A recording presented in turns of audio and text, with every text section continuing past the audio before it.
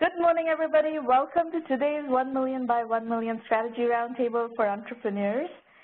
This is one of our numerous free public roundtables. 1 Million by 1 Million, as you know, is the first and only global virtual incubator and accelerator in the world. Our mission is to help 1 million entrepreneurs reach $1 million in revenue and beyond. We do a lot of work in the media. We offer these sessions for free. This is our 257th session. It's been going on since the fall of 2008 when we first started experimenting with this format, and it has, obviously sustained, as you can see. The event is being recorded. You will have the recording available on our YouTube channel as well as on our blog. If you're live tweeting the show, please use hashtag 1M1M and join us on Twitter at 1M by 1M and at Romana. The YouTube channel is 1M1M Roundtables. You will find all recordings of prior sessions as well as this one is going to go on there as well. And these are the call-in instructions. We're not ready for call-in right now. We have other things happening first. And then we are going to open the line up for call-ins later on. So make sure you line up your questions as you're listening to the session in course of the next hour and a half. Today, we are in our continued celebration of the $1 Billion Unicorns Entrepreneur Journeys book. We have a very special guest, Therese Tucker, CEO, founder of BlackLine Systems. Welcome, Therese. It's a real pleasure to have you on, and we don't have as many women entrepreneurs as I would like to see, and I'm thrilled to have you on the show today. Sumana, thank you so much. And we are going to have more women entrepreneurs. That's what this is about, right? Yes, exactly, absolutely. So, folks, let me introduce you to Therese. She's got an amazing background. When I first met her in 2009, she had bootstrapped BlackLine to about $10 million.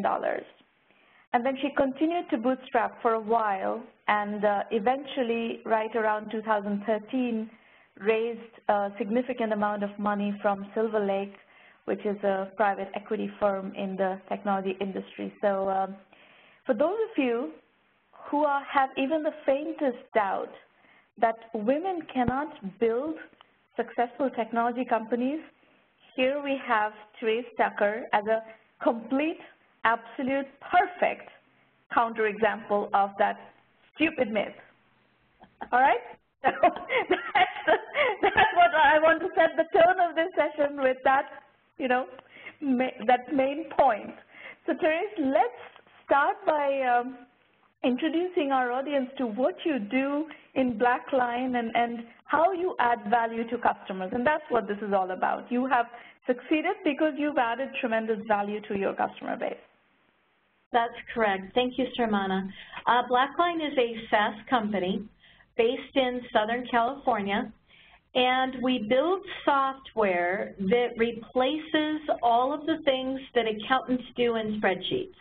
That's sort of the very, very quick pitch, because what's a bit surprising is that there are companies out there that spend millions and even hundreds of millions sometimes on their ERP systems, and yet there are still dozens of different processes that they end up doing in Excel.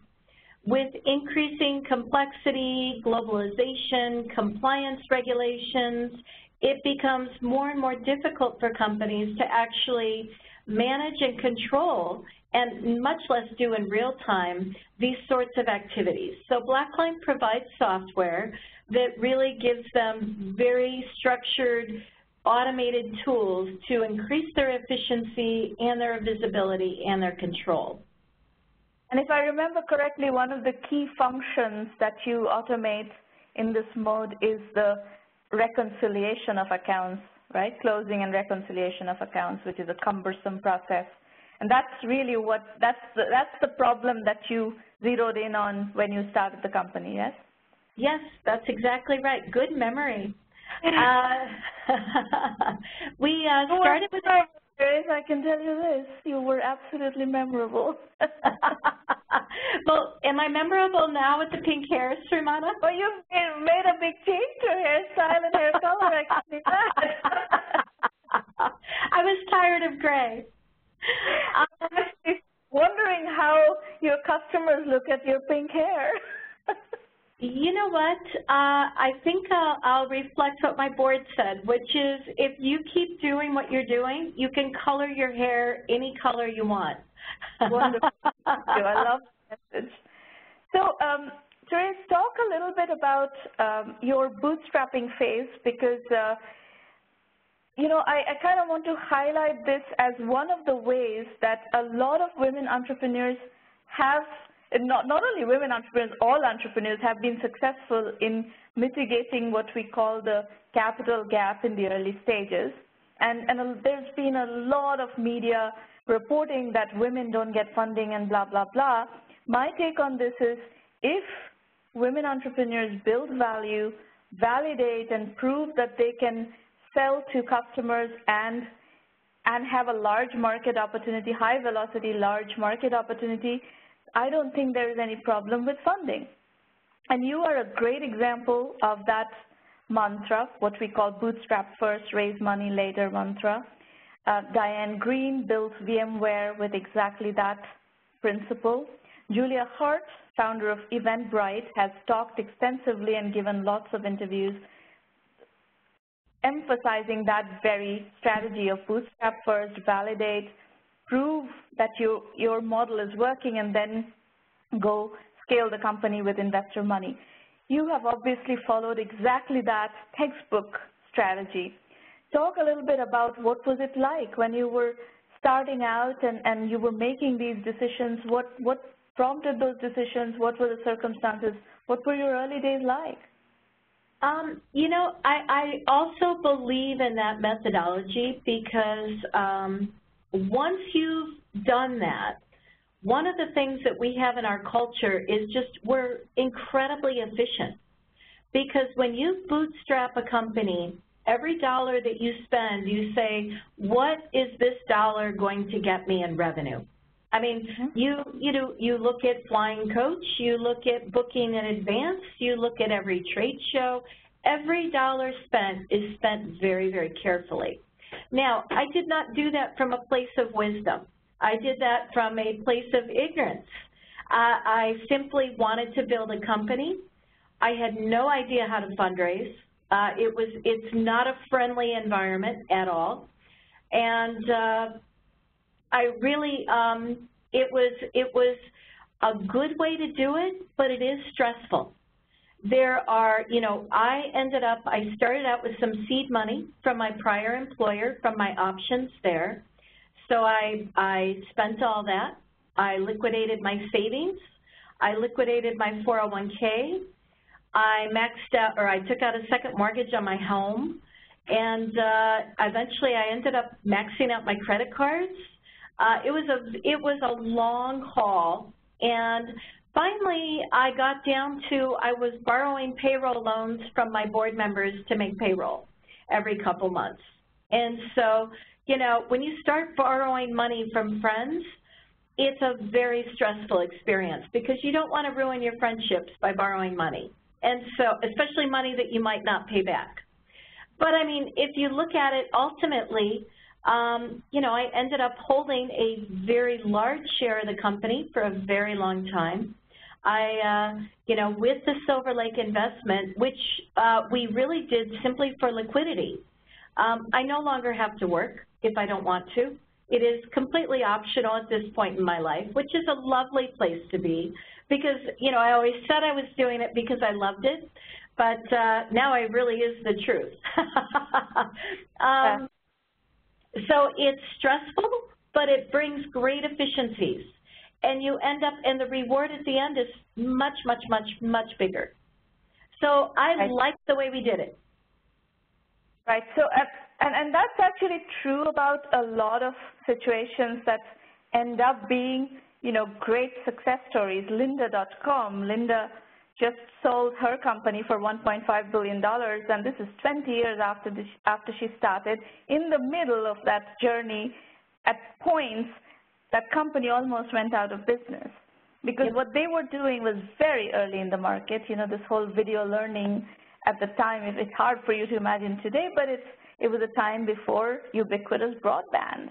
Linda started her company in 1995. So when you have a long-term vision and you kind of stay with that vision, and in a lot of cases, as you're describing, Therese, as Linda has experienced, there weren't a lot of options. It's not like investors were beating on your door to give you money. The only kind of money at that stage that you can access is, as we call, the 3 Fs, friends, family, and fools. And that is very stressful money, but that's the only kind of money that is accessible at that point. So for those of you who are somehow misled by the media's reporting of entrepreneurship, that this is something where you make, you know, overnight success and overnight millionaires and billionaires, this is really not what it's about. There are very few of those. There are a few who get incredibly lucky by being at the right place at the right time, but those are few and far between. The journey that Therese is describing of incredibly stressful many, many years is more the norm of entrepreneurship. And it is, you know, if you want a safe life, if you want a comfortable life, if you want a secure life, this is not the path you should be taking. Entrepreneurship is not for everybody. And that is a message that people need to kind of understand and internalize, because today kind of the media says that entrepreneurship is for everybody. I personally do not believe that, and I think Therese is telling you that you really have to have nerves of steel to be able to do this right. Now, let's double-click down a little bit on your, you know, the phase at which you did choose to raise money. What was happening in the industry? I think it was about 2013 that you actually raised money?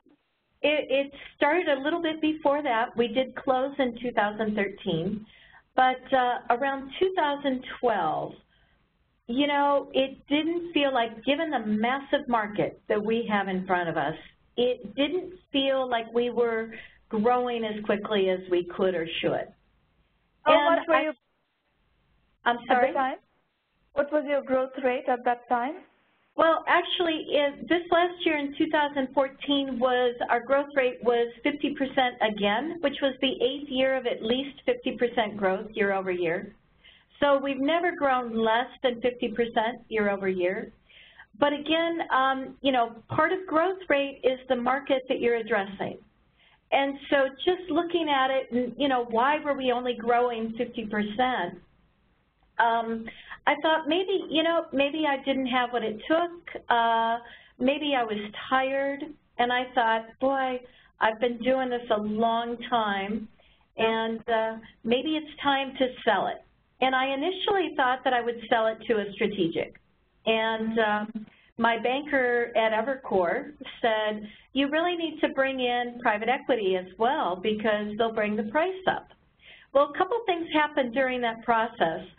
I didn't fall in love with any of the strategics, and I became worried about what was going to happen to BlackLine if we ended up joining a strategic. Well, I look at 50% growth year over year and go, that's not very much. It's more now that the numbers are bigger. But it was, you know, we would have just died at the slowness of 20% year over year. I mean, everybody would have been bored and left. So I sort of fell out of love with the idea of, you know, going with a strategic. And at the same time, I also got re-energized by our vision and what we wanted to do. And I decided that I wasn't ready to retire. Okay. At that point, it became an exercise to look at who would make the best partner. And we had a lot of different, suitors. You know, at that point, massive market. We had ended 2012 with $25 million in revenue. We had planned on doing $37 million in revenue for 13, which is what we did. And, you know, we had great customers. We have just incredibly well-known customers that use BlackLine globally. We had many levers for growth. So all of these things made us a very attractive target. The opportunity. We ended up selecting Silver Lake Sumeru. And, you know, Holly Moore Mahanes and John Brennan and Jason Babcock led that process. And, by the way, Holly was the only woman in the entire process, which was, we realized later that we had a woman private equity managing director, we had a woman CEO, and we had a woman lead attorney on it, which was kind of fun. But we didn't think about that at the time because it's not about gender. It was about finding the best partner. It's about competence. Yes. So we closed that deal in September of 2013. We received a valuation of greater than $200 million. I was quite pleased with that. And the ongoing partnership with Silver Lake has been everything I wanted and more. They have been tremendously helpful in bringing in some incredibly top talent that has helped us to scale. We are still growing at 50% year over year. The company is in a position now where we can continue to scale and grow and do amazing things for years to come because of this partnership. I have been so pleased with every part of what we've done. And you said earlier that you also took some liquidity at that point for yourself, which put you in a very comfortable financial position. What was the composition of the deal? How much did you raise? How much went into growth, and how much did you take off the table? Actually, BlackLine is still self-sustaining in terms of cash. We didn't put any money on the balance sheet because we already had plenty of cash. Okay.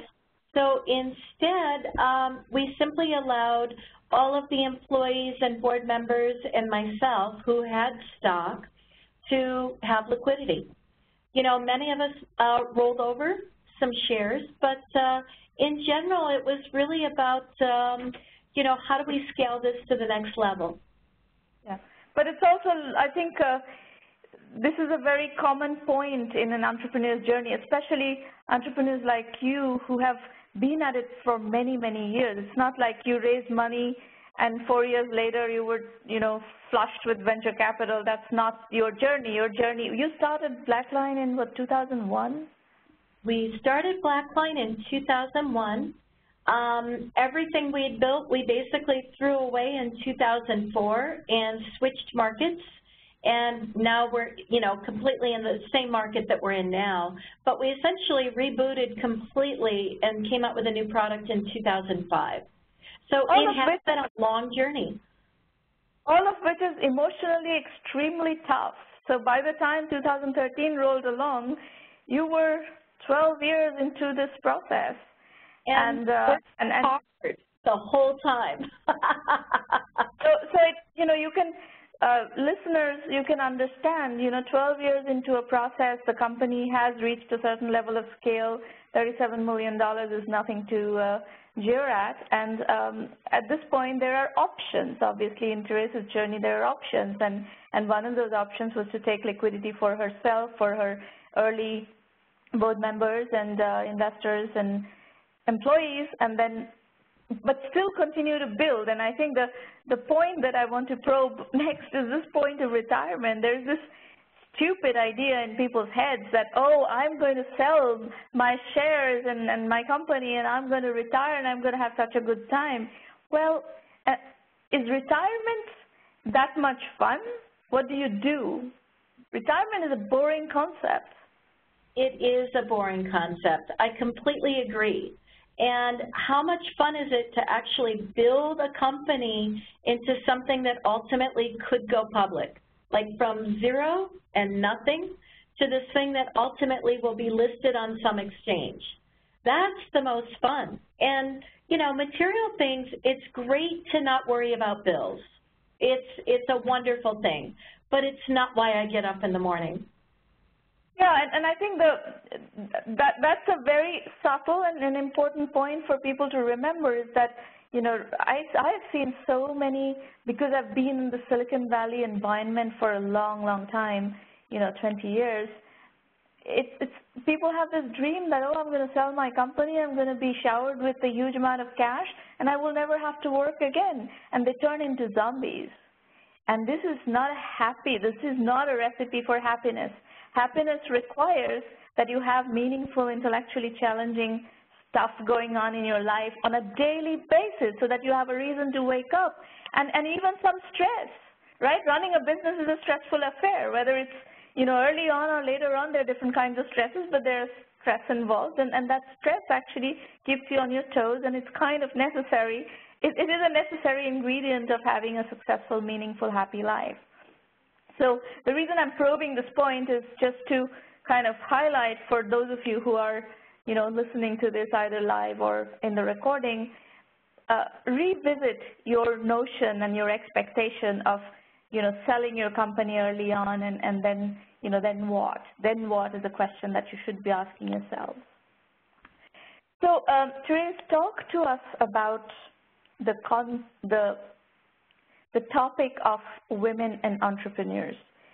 The media is sensationalizing this topic very heavily right now. For the last year, I've seen this, you know, kind of dominating the zeitgeist of the media, and the line that is making rounds is there is a bias against women entrepreneurs. What is your point of view? You know, I have certainly encountered some weird things over the years. But that's not stopped me. I mean, an entrepreneur, by definition, will encounter difficulties. And the reason that you're successful is because you persist through those difficulties. And so if you find someone, and they are out there, if you find someone that has just extreme bias against women, then you drop that person from your life and you take a different route.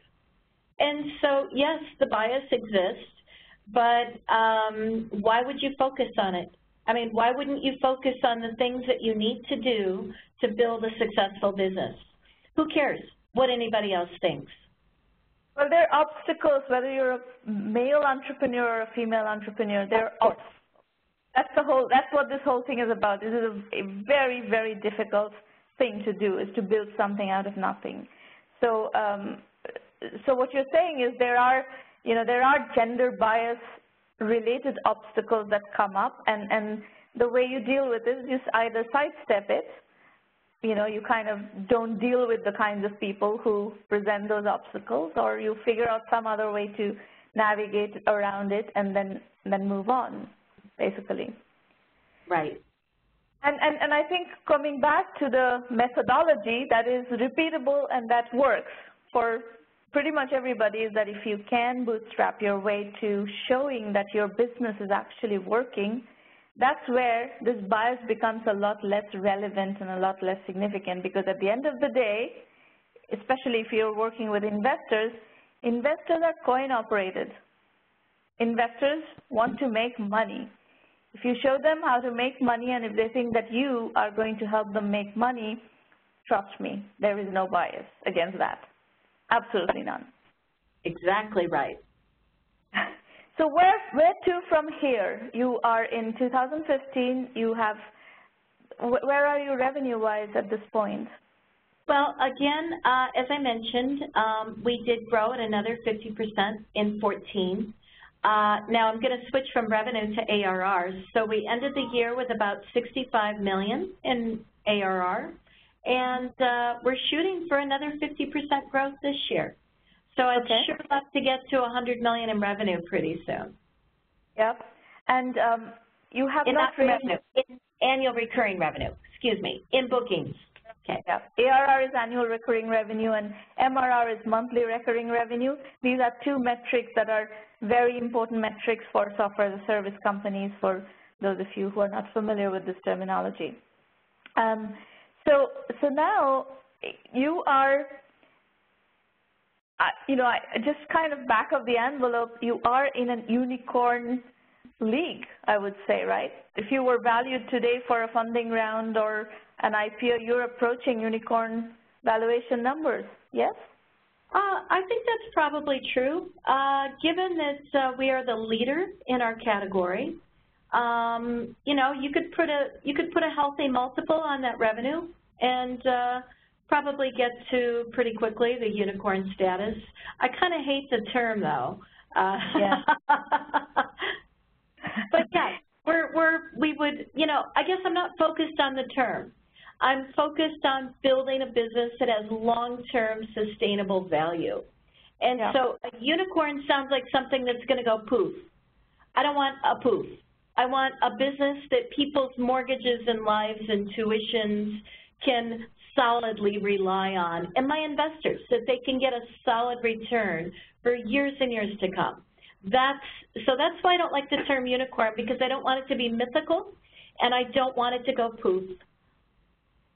Well, the place where the unicorn concept came from is that it's very rare. Now, it turns out that in this last year or year and a half, the late-stage venture market has gotten into a complete bubble. So instead of unicorns being rare, they've become ubiquitous. Mm-hmm.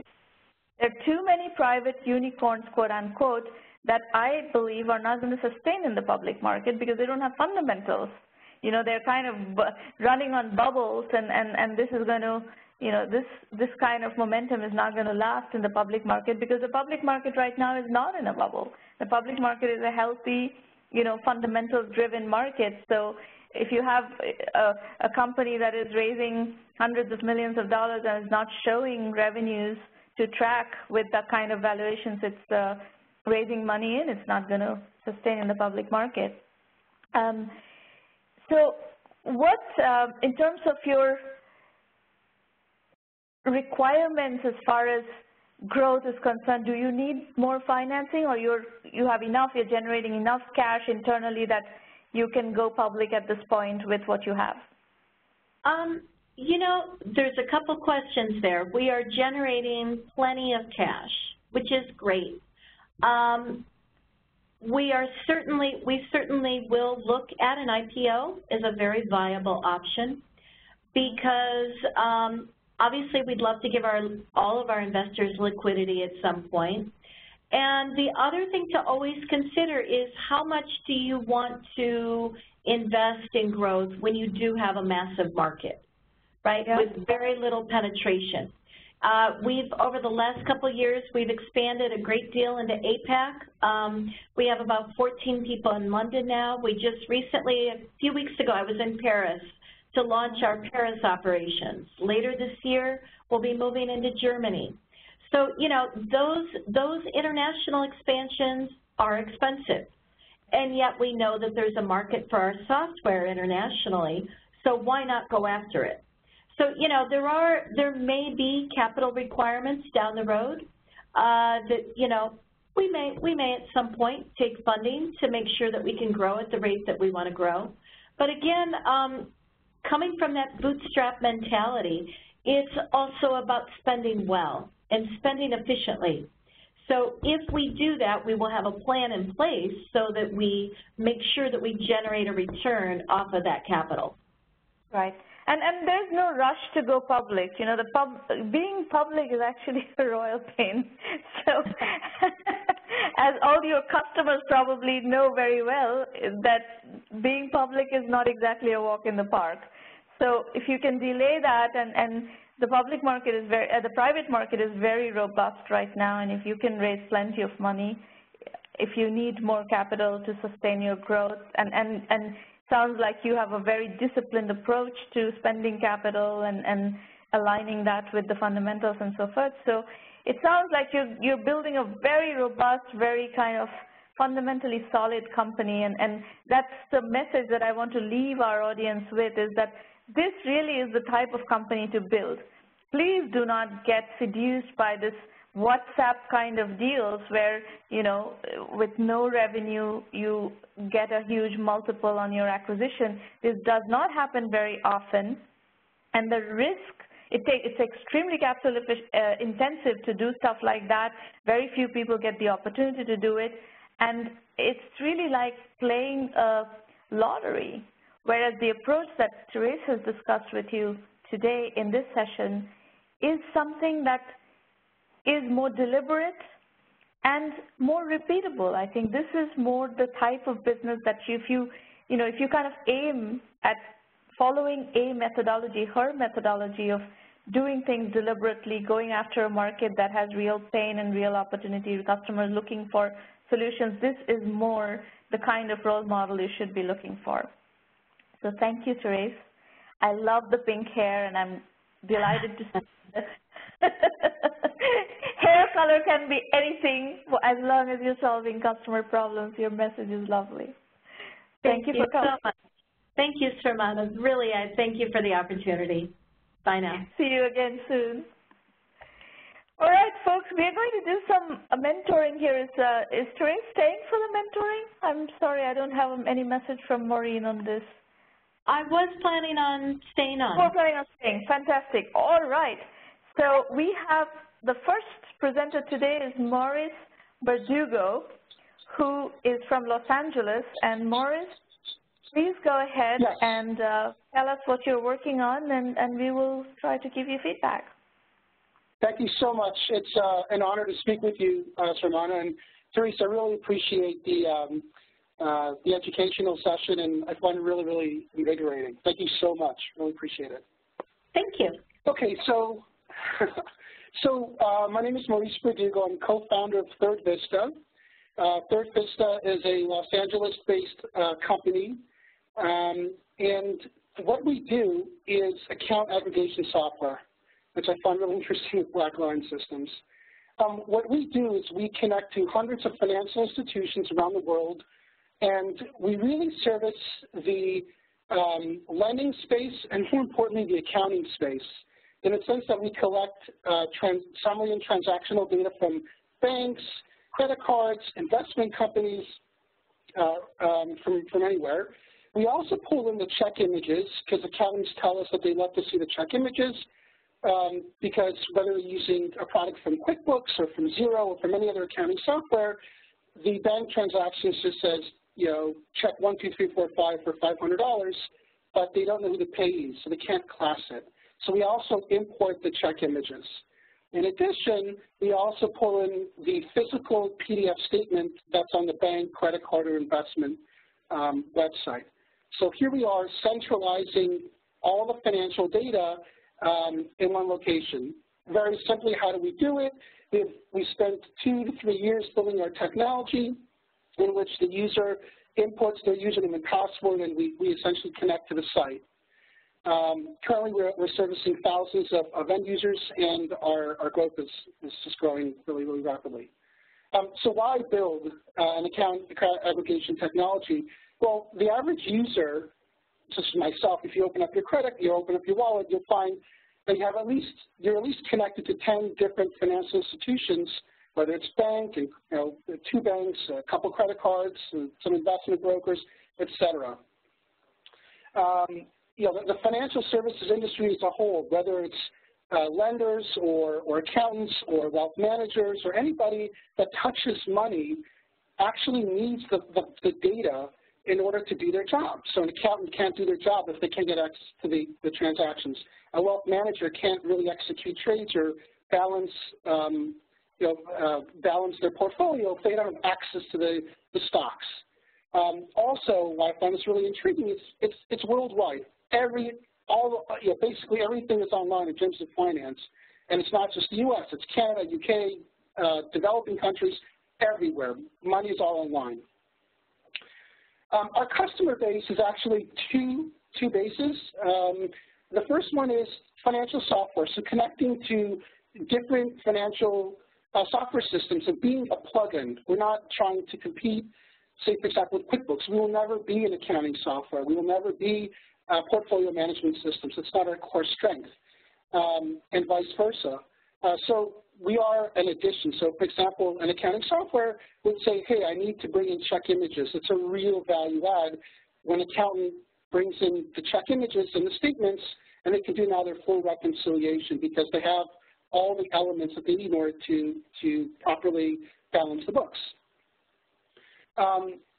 In addition, the financial services as well. So yeah, we're building different tools and components in which an accountant says, look, I just need I just want to be able to, I'm tired of chasing my clients. I'm just going to put this little widget on my website in which one of my clients could just enter their username and password, and I'll be able to pull in all their financial data, and they'll know what to do with it. Move on to the next slide. So why we are unique. I know there are others out there in the market. However, we try to emphasize our uniqueness. One, we really tried to build a robust system. I can't stress that enough. Account aggregation is not it's not a simple technology, and you're pulling data from different websites, hundreds of different websites or thousands of websites. They change. How quickly can you adapt your technology? That to me is speed is everything about it. We also pull in the checks and statements. Others just pull in transactions, they'll just pull in statements, but we try to do all. When we don't have a financial institution aggregated, we try to turn it around within 4 to 5 hours. I believe that's unheard of in the market, so we have very, very quick turnaround time. We developed an administration tool to help us, in terms of customer service. If a customer calls up, say, an accounting software company says, hey, I've got an issue with my account aggregation software, they're using a third-party application. It's very difficult to troubleshoot it, but we're trying to provide as much technology up front so it can be serviced. We try to be fairly price sensitive. Maurice, I have a question. Are you going after the small business market right now? Great question. We are going after we're trying to target both markets, the small business market and obviously the larger market. We've had some discussions with some pretty big software companies, but also the small business market. We have the technology via an API to feed the big software companies, but a very low-cost widget that a small business can add to their website, low cost, low maintenance, and try to expand from there. So I don't think you can do both effectively. You kind of need to pick where you want to go. And if you're talking about large software companies, what is preventing them from offering this as a feature? You've talked about being a quick plugin, I can understand, and QuickBooks has a very robust ecosystem of plugins, and they support that model. So if you were to go to market into the small business market as a QuickBooks plugin, I can see that as a viable path. But if you're talking about becoming extensions for large software companies, how difficult is it for them to just put this in as a feature? It's not that complicated. Well, to build account aggregation software is not simple. They will have to invest millions and millions of dollars if they wanted to build this up themselves. It's also, I think, not their core strength because you need a dedicated team to manage it because things are changing all the time, and you need a core competency. You also have to worry about security and servicing it. So, yes, somebody who is doing an Oracle Financials kind of product, this is not non-core at all, and it's not at all outside the realm of possibilities for them to do it. So I kind of question your assumption that they're not doing it or cannot do it. These assumptions don't make sense to me. Let me actually ask Therese what her read is of what you've said so far. Actually, Maurice, are you competing with the likes of Yodlee?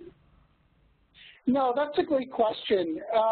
In one respect, we are because we're both going after the transactional data. I mean, the bank site is what it is, and it offers what it offers. But we're trying to go a little bit further than Yodlee in the sense that we're also offering, try to pull in the check images, also pulling in the statements, also offering more technology to manage it, robust categorization engines. So there is an overlap without a question, but we're trying to separate ourselves in the sense that we're offering a little bit more. Okay. Actually, Srimana, I might be a little more bullish than you because we do have, in our 1,100 customers, we do have them importing data from literally thousands of banks. And it's a pain in the butt for us to deal with. So, you know, we have been looking at other parties' tools like Yodlee. And so it is, I think there might be a market there.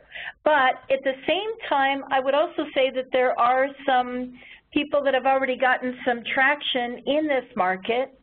And it's, you know, you've got to be clear on why you've got a better proposition than what the established players already have. The other thing that I would say is that in this particular arena, security would be absolutely paramount. And so question for you, have you pursued things like a, you know, SSAE 16 SOC type 123, ISO 27001 certification? What have you done around security? Because you can't simply, you know, people are going to be very careful with their bank account information, right? Yes, excellent question. So the answer is, in terms of security, we haven't gone for those certifications yet, and that's where we're in the stage of raising funds and trying to build it up. We've done the maximum possible and taken as much as we can to manage security without going too deep into the software, but really making it difficult, not even storing the data in a traditional table, so it's hard. But the answer is yes. I mean, we definitely need to go for those certifications and give the comfort that we're secure. But we've done as much as we can, and those are just those certifications are important, but they also require the funds. That's what we're trying to address right now. So Maurice, your question about raising capital, the kinds of questions that I'm asking you is that which market are you actually going to go after? Because pursuing a small business market versus pursuing a, you know, an enterprise market where Therese is saying in her 1,300 customers, she caters to enterprise customers. In her 1,300 customers, there is this muck process. If you go after that, these are very different businesses to build. You know, selling to small businesses versus selling through accountants and so forth versus selling to large enterprises, these are very different businesses. And when you approach investors, they're going to want to know what business are you building. There are certain investors who prefer one versus the other, and you will be attracting different kinds of investors. You would be going after different kinds of investors depending on what business are you building. So that's one decision that you need to make, and you need to make that decision by talking to customers and seeing where do you have, you know, good traction, faster traction, where are you comfortable in building a high velocity business.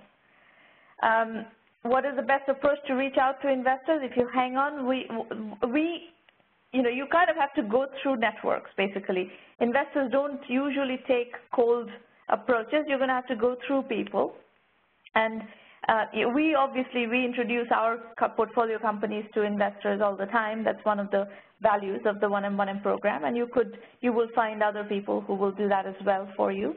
And then you haven't told us what stage you're in. If you're looking at you know, seed stage capital, then that's a different type of investors. You're looking for venture capital, it's a different type of investors. You said you already have people using your product.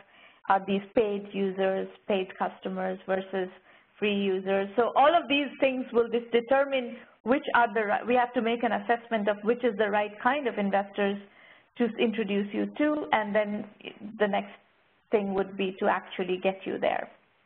But there is a process of where you go, how you go, and how you get introduced. And we cover all of that, by the way. Great. Thank you so much. You're welcome. So I think your project is fundable, but you have to be able to address these questions. And the other big question is going to be around competition. So who is your real competition? Okay, thank you, Maurice. We are going to go to Gautam Tapali. Gautam, you're up next. Yeah, hi. Hi, this is Gautam. First of all, thank you for giving me this opportunity. So I'm an IT engineer currently working in Columbus, Ohio. On the right side, that's me in New York. So, okay. So my idea, if I want to put it as a one-liner, it's CIO as a service for small and medium businesses. So I've observed in my experience, like small and medium businesses often cannot afford to have to hire technical persons on a payroll, experienced technical persons on the payroll, and often they try to compromise on the availability of options on technologies based on various reasons. So that's the problem statement I want to tackle. So what I've done so far, I've talked through the idea, refined through my process, try to understand the SMB markets, and try to do some initial market research on that.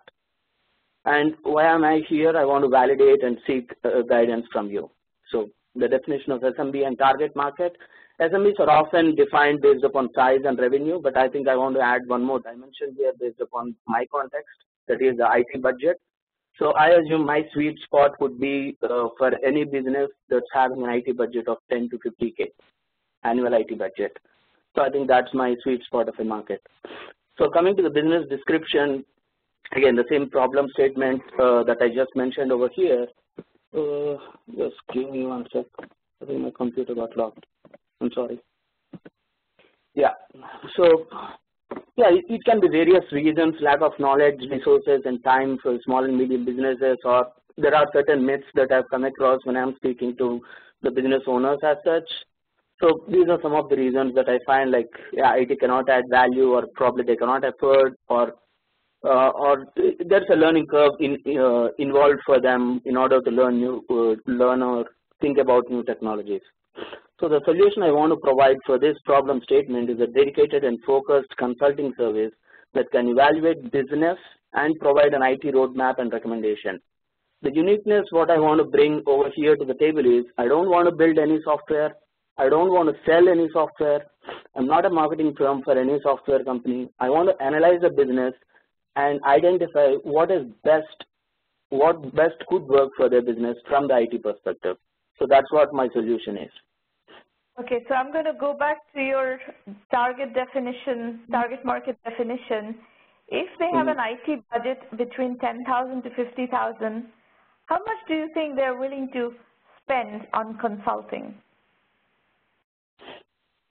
I have a few things that I want to tell in the next slides. Probably I'll definitely answer that question. Yeah, I'm sorry for that. I'll definitely answer that question down the line in the next slides. So, I mean, I tried to validate my problem statement. So this is one of the research documents that was released by CompTIA. It's a non-profit IT trade organization, and wherein it identifies 17% of SMBs say they know exactly where they are with their IT, and the rest are not exactly there where they want to be with their IT needs. And the second point that was interesting within this context is the 66% of the SMBs say they show somewhat likely or very likely to seek outside help to make sure to help them with the technology. So, to the next slide, please. So the mission and vision here is again the same. I want to reiterate. I want to equip the SMB owners with the right resources and with the right tools for them to make the right decision for their business, and help them to concentrate on what they are best in doing, running their own business. So the vision to be a one-stop shop for an SMB, again, just for consulting and advisory consulting. Next slide, please. Yeah, the advantages, as I told, it would be like they can concentrate on their work, take advantage of the IT, because the kind of services that I'm going to provide, I'm going to evaluate the market upfront and see, okay, what all the options that are available. I want to divide the market based on verticals and then explore the options that the kind of businesses or the kind of options related to software or hardware that the businesses have, and then have a database of that software, of the options, and then try to help SMBs. So they'll have access to experienced IT professionals, and as and when need basis, so they don't need to hire us across the line. So those are some of the advantages. The services, the services that I could think of were to perform general IT health check across the organization, provide IT roadmaps, evaluation of products that are available. And evaluation of products, what I meant here is, I don't want to evaluate and rate a product saying that this is #1 in the market. I want to evaluate the business and say which would be #1 for the business, not what is #1 in the market. So those can be two different things. For a particular business, you could actually use a software that doesn't work for another business. So that's the uniqueness that I want to bring to the table here. And if there are any project management requirement, you're trying to build any custom software and you need some project management, so I want to provide those kind of services as well. Next slide, please. So the challenges that I found, as you told, one is coming with the revenue model, because we are definitely dealing with SMBs and they have already a lot of constraints with respect to budget. So that's one of the constraint challenge that I see. And the remaining challenge is, as I told, the continuous evaluation of products and options that are available. That's a huge thing to come up with. And obviously the right resources who understand the mix of technology as well as the business. And in the next slides, I just tried to handle some scenarios. The revenue model, I still had it as red because I'm still working on that. I have not finalized anything on that. So one thing that I was thinking is the revenue model should be based upon the value add that I'm trying to make, not the number of hours that I spent analyzing their business or analyzing the market. So that's one thing that I'm seriously thinking on, and I would definitely need some input from you on what your take on that particular model. Because for an SMB, I think if I go and say, okay, I'll spend these many hours, I'll spend 50 hours analyzing your business, and I spend 10 hours analyzing your the market, and I'll charge $100 per hour. If I say that, I'm not sure it's going to work out. So I think I need to come up with a unique revenue model which say, okay, based on my evaluation, this is the value add that I'm making, and this is the value add that I'll be making to your business based on my recommendations. So based on that, I want to come. Yeah, sorry. I don't think selling consulting, custom consulting to small businesses is a scalable model. It doesn't work. If you want to do consulting as your primary business model, you should go after larger businesses. And 10,000 to 50,000 IT budget is a very small IT budget which does not allow for a lot of consulting. You know, people are not going to, if you're looking at a 10,000 to 50,000 IT budget, the maximum consulting budget that's going to come with that is maybe $1,000 or $2,000. Maybe on the high end, $5,000. And that's about it. Okay. So now to sell consulting and then to deliver to the selling of that is already going to be very expensive if you have to sell them one by one by one. So when you're talking about SMB-focused businesses, they kind of need to be businesses that are more products as opposed to services that have to be reinvented each time. So they need to be productized, they need to be easy, they need to be, stuff that are kind of on a self-service mode as opposed to custom doing everything. So this is the problem. This is one of the reasons why consultants generally do not like to work with small businesses. And you need to really innovate and to come up with something that would work in the small business world in your domain. Srimana, this is Therese. When we were quite small, we actually contracted with a guy that I used to work with to fix our internet, set up our computers, basic IT services, but there were a couple things. One is he was local. telling you what you should be doing. That's actually doing it for you. Exactly. That was useful, but only useful because I trusted him and he was local. There's no way I would have spent money on having him tell me what to do. There you go. And that's exactly my point. That service, by the way, exists hugely today, and that market is starting to have a name, do it for me. For small businesses, do it for me is an interesting model. You know, and the other terminology we use for that is SaaS-enabled BPO. You have a software as a service, and you're providing a full business process outsourcing solution in a software as a service mode, software as a service plus the people to actually deal with it. So you're essentially outsourcing a business function. SMBs like to outsource business functions. There's no question about it, because SMBs by definition do not have the resources to hire specialized talent for every single function. So outsourcing certain business processes is very much a part of that mentality. So if you can come up with a piece of business process that you can outsource completely, soup to nuts, not tell people what they should be doing, but actually handling an entire business process and delivering and taking that off their table, that model will work. Advising people, small businesses, on what they should be doing, this is a very bad business model. Okay. I think the next slides will, yeah, these are just the initial market research that I've done. Okay, great. Thank you. Thank you, Gautam. We're going to move to Renee next. Renee Rivard, you're up next. Super. Can you hear me? Yes. Go ahead. I'm calling from Panama, so my signal doesn't drop off. So I'll try to make this quick. Thank you so much for the opportunity to present. This is very exciting. My name is Renee Rivard, and that was a picture of me rappelling off of a cliff. That was a little something interesting about me. I'm American, currently living in Panama City. Slide, thanks.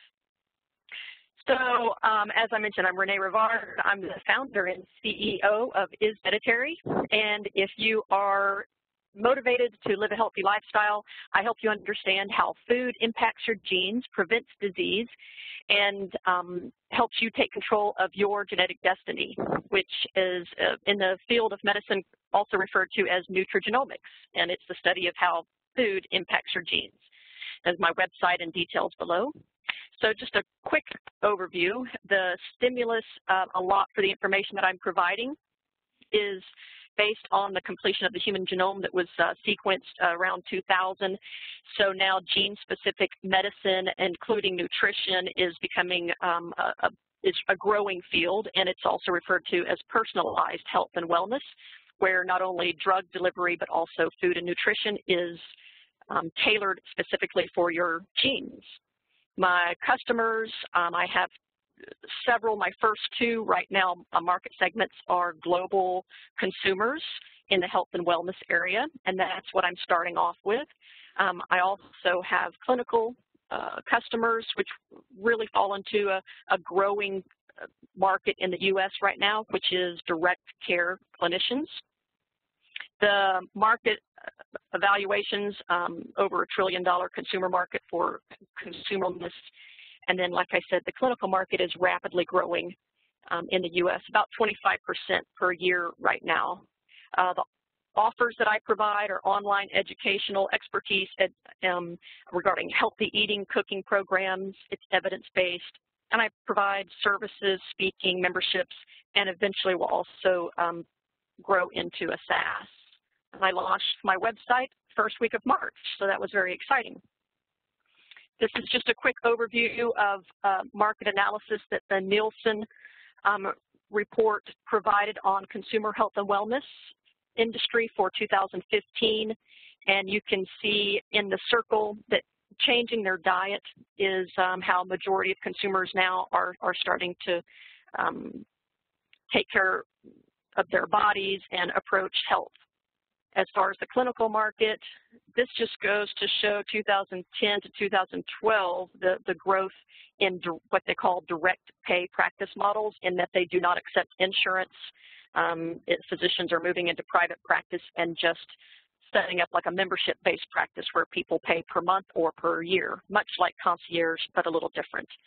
And there's a lot of even regulation that's starting to drive the grant market. So there's about over 6,000 practitioners now. So, as far as target customers and identifying their... Well, what is the target market? You've painted very much a 30,000-foot picture. I have not understood yet what is the, who is the target market? What are you offering? Are you offering webinars or, content on your website and you're trying to, is that your primary business? Are you trying to offer some sort of a concierge service through these clinical practitioners? It's not clear to me, what is this business? Okay, sorry, yeah, let me clarify that. So what I'm starting with are programs for eating healthy nutrition, helping people understand how to use food to be healthier. And that's my first program, which is targeted for the global consumer looking to improve their health and looking to lose weight. Additionally, I have a membership of clinical evidence-based nutrigenomic information, which is how to incorporate nutrigenomic information into clinical practice for clinicians. So the first, what you call it a program, what is it? Is it something that people are paying for? Is it a methodology that you're publishing a book on? How does this program, quote unquote, get to market? It is an educational course that people purchase, and the first one is a 6-week program, and which is addressed in a little bit later slide. The marketing funnels are started off with an opt-in and then a value offer, so free valuable content, and then an upsell to the program itself. So it's an educational course. Yeah. So you're trying to sell an educational course on diet and nutrition, and then my next question immediately after that is, the internet is full of this kind of courses. How do you differentiate? How do you get customers to see yours as the one to go after? Good question. Thank you. I am part of a online marketing, participating in a program and networking with an online marketing guru who mentors and guides in how to launch these types of programs successfully. So I'm following that model, which is proven. He's one of the top 5 in the world, billionaire on doing this type of business model. So I'm following his approach. And it's called the OVO, opt-in, value, and then offer. And you'll see a lot of that is in the marketplace right now. As far as my unique approach that I'm adding is the evidence-based approach to distilling and simplifying the information that's out there, because a lot of experts and non-experts are publishing information, and I bring it all together from a background of a doctorate of pharmacy with over 20 years of medical literature review. So I'm targeting evidence-based nutrigenomics as my differentiator. All right. Let me answer your questions. And, so your question about, are we going to promote your program to our network? We will not. That's not what we do. And the medicine practitioners or decision makers, we will not be introduce you to either. That's not what we do. I don't think you understand our program. So if you just hold, those are questions related to the 1 million by 1 million program. I think those questions you should hold and listen to. I will explain the 1M1M program in a bit. You should listen to that, and you can ask questions after you've listened to that.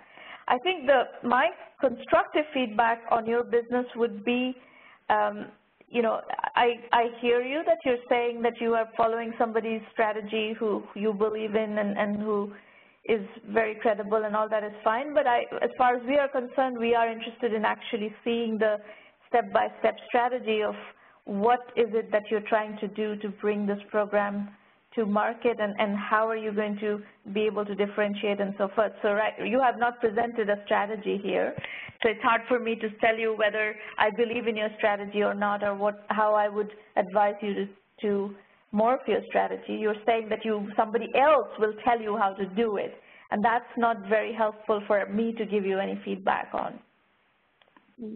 I also, if you back up a couple slides, my next phase, in addition, was the SaaS concept, which I've already gone through 30 to 40 idea extractions and sketched a solution, and that was the practitioner inquiry, was now validating that with some other clinicians.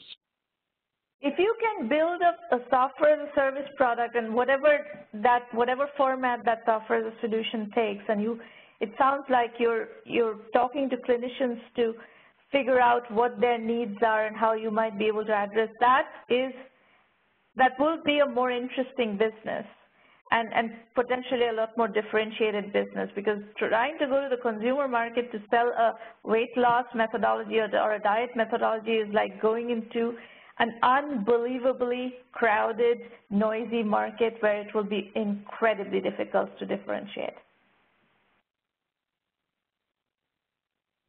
So I am much more excited by the prospect of building a software as a service solution for practitioners you've already started talking to. I'm more interested. Yeah, that business model. That particular business model is a pre-sale business model, so that you do the idea extractions, identify the pain, and then pre-sell the solution to the people who have just told you they need a solution for their pain, pre-sell it, and then develop it in beta with them. And it's prevents, so anyway, that's that approach.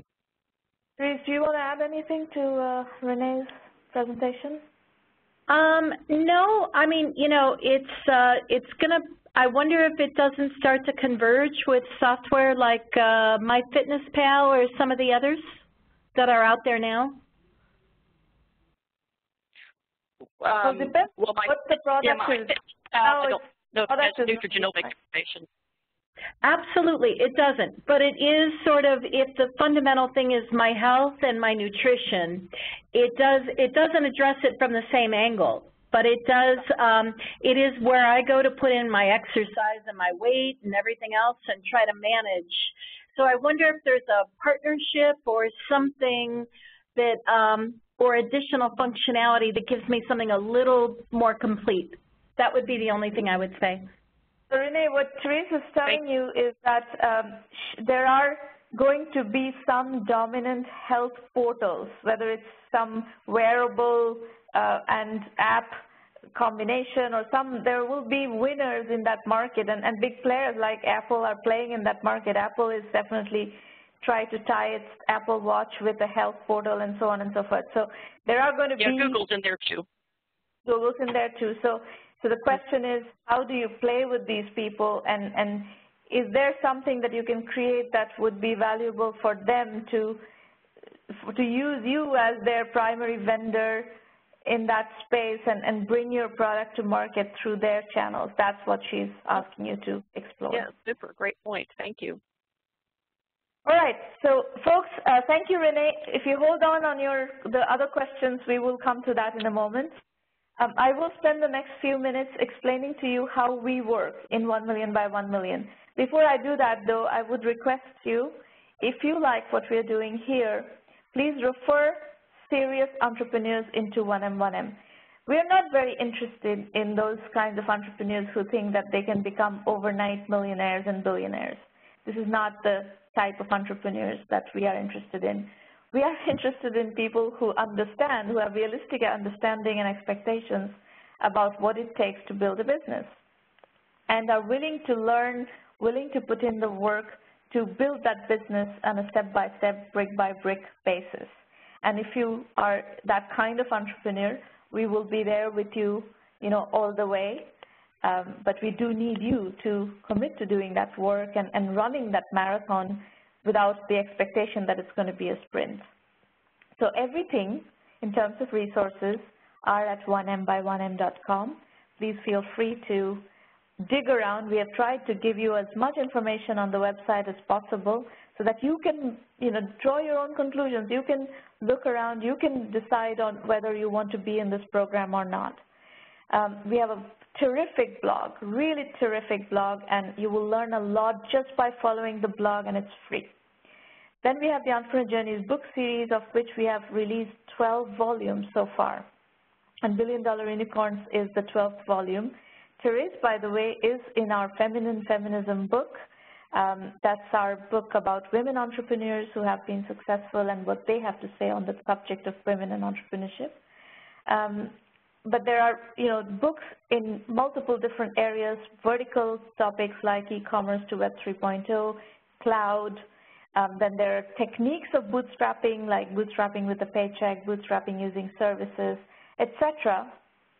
So depending on what area you want to double-click down on, the Entrepreneur Journey series is a very, very low-cost way to get into the methodology of the 1M1M program and start learning and start getting inspired and educated. That's the whole premise of this program, is education and inspiration, and to help you grow into a successful entrepreneur. This is what our website looks like. There are tons of videos that will answer a lot of your questions. These roundtables happen every week. So at the minimum, if you follow these roundtables, you will learn a lot just by being in this environment and listening to these conversations. You will just soak in a lot of knowledge. And we've had thousands and thousands of people participate in these. If you want to pitch, please go to the free public roundtables page and register as soon as possible, because for every session we get a very large number of registrations to pitch, and we try to accommodate you in upcoming sessions, but it is a first come first serve kind of program, so you do need to book your slot. And if you do, Maureen will make sure that at one of the upcoming sessions you will have a slot. Then we have the premium program. The 1M1M premium program offers extensive methodology guidance, step-by-step guidance. We have a very strong curriculum, which we started actually developing the case studies that eventually led to this curriculum back in 2006. So over 600 successful entrepreneurs have shared their journeys, their experiences, their lessons from the trenches with us, and we've captured all these as case studies, and then we've stitched them up into a very powerful video lectures and case study-based program. And we launched the first version of that curriculum in 2010, at the end of 2010. And every month since then, we have added to that. So today it's a very well-developed, very fleshed out curriculum, and people are learning a lot through it. We help you with business development, where we have relationships and network. We introduce you to potential customers, channel partners, investors, media, analysts, all kinds of people who would be able to advance your journey as an entrepreneur.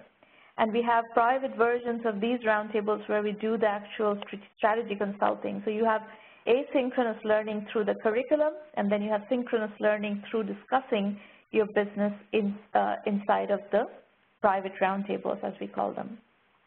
And when you're ready, if and when you're ready, we will help you with financing by introducing you to the right investors who will potentially engage with your stage, your type of business model, etc. There are different investors who have different preferences.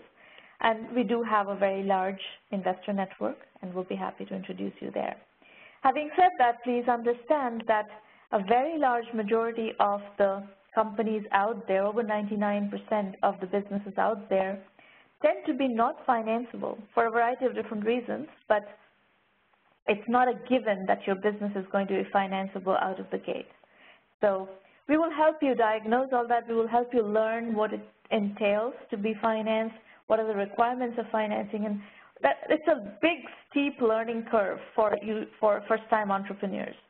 And, as Therese said, when she started out, she made decisions out of ignorance.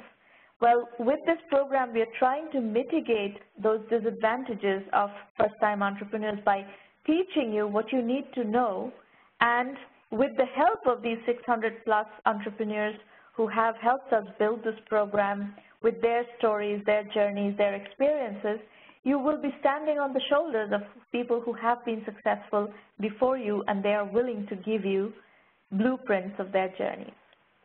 All right, so if you go to the website, you'll find the $1 Million Club, which is a bunch of case studies of successful 1M companies. We also have an ROI analysis of the program. It's the quantifying the 1M value equation link on the website. You will find lots of orientation material. By the way, the ROI equation of 1M is as follows.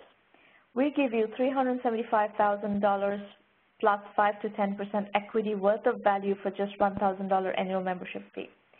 And the reason we do that is we don't believe that charging you 5 to 10% of equity out of the gate is helpful. You know, this is what most incubators and accelerators in the world are doing. They're promising that they will help you raise money, and they're taking 5 to 10% equity out of the gate, and most of them actually fail to help you raise money. But the reason is, as I said, a very large majority of the startups that are out there in the world are not financeable. And so in that situation, you don't want to part with 5 to 10% of equity out of the gate. You want to build in a bootstrap manner, and you want to build up cash, you want to build up revenues, and you want to get to profitability. Our vision of entrepreneurship is entrepreneurship equals customers, revenues, and profits. Financing and exit are optional. And that's a huge difference from all the other incubators who believe that their success is getting the companies financed. And on that score, most incubators and accelerators fail. The 1M self-assessment is a set of questions that I would suggest that you ask yourselves. These are the questions that investors would ask you. These are the questions that you should be asking yourselves, because you are the first investor in your business. And whether you're investing with your own cash or your own time or your own energy, including emotional energy, you are an investor in your business. And these are questions that will help you fine-tune what is it that you're going after. And in some cases, some ideas are not worth going after. And you're better off being able to eliminate those early on so that you don't spend invaluable years of your life pursuing ideas that do not have legs. And we teach you, by the way, in the program, we teach you how to validate an idea. And often our entrepreneurs come up with, you know, situations where they invalidate the idea that they started with, or invalidate 1, 2, 3 ideas, and the 4th idea sticks. So you will learn a lot of methodology here that will make you a more robust entrepreneur long term. And the way we think about it is we're not grooming necessarily just the idea. We are grooming a human being to be more successful in this entrepreneurial journey. So your first idea may not click, but subsequent ideas, we're teaching you how to develop ideas so that one of your subsequent ideas will click and you will be able to build a successful business on top of that. All right, so more information on the website about the premium program, what to expect from it, lots of video FAQs. Again, we want you to make the decision yourself. If you have questions, we will be happy to answer, but we try to give you as much material as possible so that you can make your own decision on whether this program is the right program for you or not. In the curriculum, we have 7 core topics that we want all of you to completely master. And those are bootstrapping, positioning, market sizing, customer validation, financing, team building, and customer acquisition. These are 7 core topics that everybody needs to understand and master in the entrepreneurial journey. Beyond that, we have electives. We have electives that are specific to industry segments, specific to types of businesses.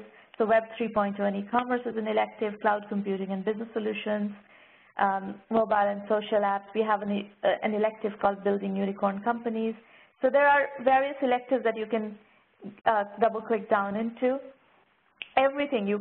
If you join the program, you'll have access, unlimited access to the entire curriculum for a year.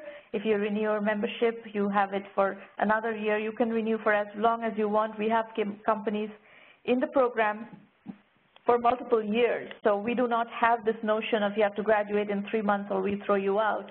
That is not how we operate. We acknowledge the fact, especially to build a bootstrap business, it takes many years to even get to $1 million. If you have no financing in the company, just going from 0 to $1 million is going to take you 3 to 5 years. And sometimes if you haven't got product market fit early on, if you have to pivot and reinvent the wheel and so forth, it may take longer. As you heard in Therese's story, the first 4 years, what she did is not what she ended up building the larger business on top of. The first 4 years' work had to be thrown away. And that also comes up in the journey of an entrepreneur. And that doesn't mean you cannot be enormously successful. Obviously, Therese is a glaring, glowing example of how successful you can be. Great role model. But understand that that is a more typical journey that you're going to have to iterate and you have to kind of experiment. So we are trying to be here and help you to whatever extent possible, make that journey as, smooth as possible, as opposed to, making huge numbers of mistakes that will lengthen your journey. So learning from people who have done it before is very helpful. We do help you with media, and that includes social media. We have huge presence in social media, and we also have, quite a lot of clout in the media. So we will be helping you get the word out through our channels. You can use our Twitter channel, Facebook channel, LinkedIn, and blog, and so forth to get your word out. And that's pretty much all about the program. We do have an affiliate program. If you are in some part of the world trying to build up your community, your entrepreneurial community, we'd be happy to partner with you. These free roundtables, we have 4 more coming up all through May. Please feel free to book your slot to present. Vision India 2020 is the 13th book from our program, and this book actually helps you generate ideas. So you could read this book. If you haven't come up with an idea yet, you could look at this book to help you ideate. These ideas that I have put in the Vision India 2020 book are particularly applicable to emerging market businesses, not just India. Actually, it would apply to East Asia, Africa, Latin America, all of these geographies, but they are more developing country businesses. The one-on-one incubator in the box is something we use with our corporate partners to offer corporate incubation programs, and we have multiple partners that we do this with. And these could be entrepreneurship programs as well as community development programs, ecosystem development programs. Now, once again, in terms of the Entrepreneur Journeys books that we have released recently, Billion Dollar Unicorns is the latest, Carnival in the Cloud, Bootstrapping with a Paycheck, and From E-Commerce to Web 3.0 are last fall's books. And that's pretty much it. Now we are ready for Q&A. So please feel free to dial in. Let us know in public chat if you're dialing in to ask questions. You can also use the public chat itself to ask questions.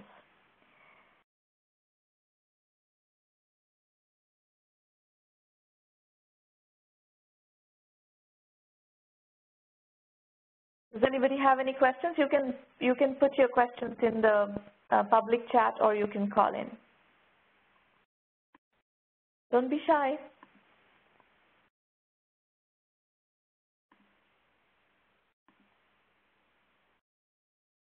Please go ahead. All right, well, while you're thinking about what questions to ask, I'm going to introduce you to Irina Patterson. She will answer questions about the one-on-one program itself and whether it works for you or not. If you want to dialogue with somebody who understands the program really well from our team, Irina would be your contact person. You should email her, irina@1mby1m.com, and she will be happy to, schedule some time with you if you want to get on the phone or answer your questions by email as well. Nobody has any questions. There seems to be a lot of people in the room, but nobody has any questions. That's interesting. Hi, Sharmana. This is Irina. I just wanted to say hi to everybody. All right. Irina, there's a question from the public chat. Aparna Raman, she says, thanks for introducing us to the 1M1M program. How is this different from an incubator in a reputed technology or management institute? A lot of ways. First and foremost, most of those programs are focusing on raising money. So if your business is not ready to raise money and you have 3 months to raise money, most likely you're going to fail in that incubator program. That is one of the biggest differences we see. The vast majority of incubators and accelerators use as their success metric funding, and they spend 3 months trying to raise funding for a company, and most of them fail to raise funding. If you look at a program called like Y Combinator, that's a program that has guaranteed funding attached to it. So if you are looking to raise funding, guaranteed funding, you should go try to work with Y Combinator, and if you're ready, do that. Not all businesses are fundable, so you have to get into Y Combinator. They get like some 30,000 applications, and they take about 100 per session. Anybody else? Sanjay Kadaveru, do you have any customized offerings for social entrepreneurs? Sanjay, it's not a question of social entrepreneurs or non-social entrepreneurs. We only work with for-profits. We do not have any offerings for non-profits. So if your notion of social entrepreneurship is a for-profit business and it is a technology or technology-enabled services model, then our program will apply to it. If it's a non-profit, we would not be able to help you because we have not done any work in non-profit fundraising, grant financing, and all of that stuff. We don't work in that realm. And if it's not technology or technology-enabled services, that's also not an area we would be able to help you in. Does that answer your question, Sanjay?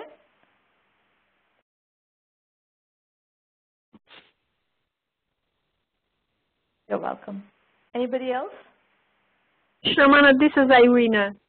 Often we have a question, when is the right time to join the program? Maybe you can address that. Sure. So when is the right time to join the program? My suggestion would be to join as early as possible in your cycle.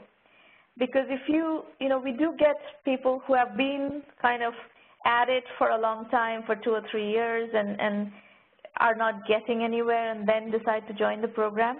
Remember how Therese talked about emotional energy? That's something that's incredibly valuable, to preserve the emotional energy. If you've been kind of spinning in the same place for 2 or 3 years, you have drained a lot of your emotional energy. And we would rather have you come to us before you have drained that emotional energy so that emotional energy can be harnessed and channeled in the right direction with the right business skills that go along with it. The earlier the better is my answer. Anybody else? Folks, it's actually 9:30 a.m., which is normally when we stop, so I don't want to keep you. We all have a lot of work to do, and I have several other meetings. So we will meet you back here next week.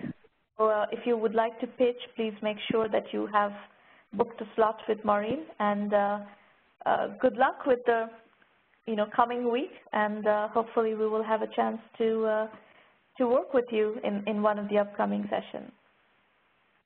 Aparna, your question is, can a new entrepreneur join after pitching in at one of the roundtables? Absolutely.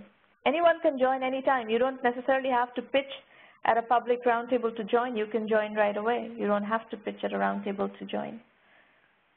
This is a democratization of entrepreneurship efforts. So anyone can join as long as you know what our sweet spot is, what kinds of projects we work on. We work on technology and technology-enabled services, and we work for-profit businesses. So as long as you are in that suite, there is no application process. You can just join the program and we'll be happy to assist you. Okay, thank you very much for coming, and we look forward to seeing you next time. Bye, everybody.